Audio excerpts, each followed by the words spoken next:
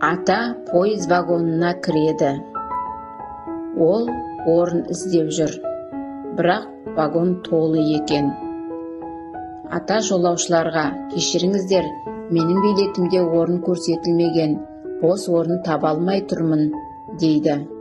Бірақ атаға ешкім орын бермейді. Бір кезде бір жас қыз орнынан тұрып: ата, сәлеметсіз бе? Менің орныма отырыңыз, сіз шаршаған сияқтысыз, дейді. Ой, рахмет қызым, менің билетім орынсыз, мен тұра беремін, дейді ата. Ата, менің де билетім орынсыз, мен жаспын, сондықтан күш-жігерім жеткілікті, дейді қыз. Орынның иесі келмесе жақсы болар еді, дейді ата. Иә, әрине, дейді қыз.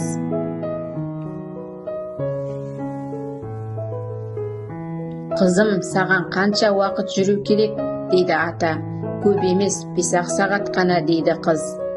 Егер шаршасаң, айтарсың, дейді ата. Мен үшін уайымдамаңыз, ата, дейді қыз.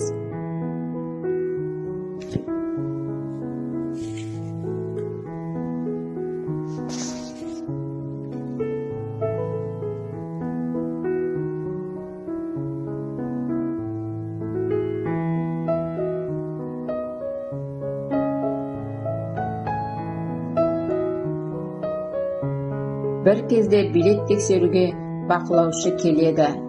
Бақылаушы жолаушылардың билеттерін тексереді. Ата, билетіңізді көрсетіңіз, дейді бақылаушы. Ата билетін көрсетеді. Қызым, сенің билетіңді тексерейін, дейді бақылаушы. Әрине, деп билетті береді қыз. 27-ші орын екен. Өз орын атаға бергенін біліп бақылаушы қызға таңдана қарайды. Өтінемін, атаға айтпаңыз, дейді қыз.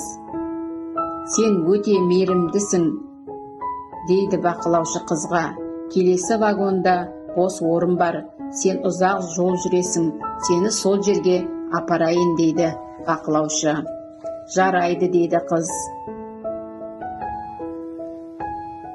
Қыздың қолындағы балдақты көріп, бақылаушы және жолаушылар қыздың әрекетіне таңдана қарайды. Бұл оқиға жолаушылардың жүрегін тебірентіп, адамгершілік пен мейірімділіктің, құрмет пен ізеттің маңызды екенін еске салды.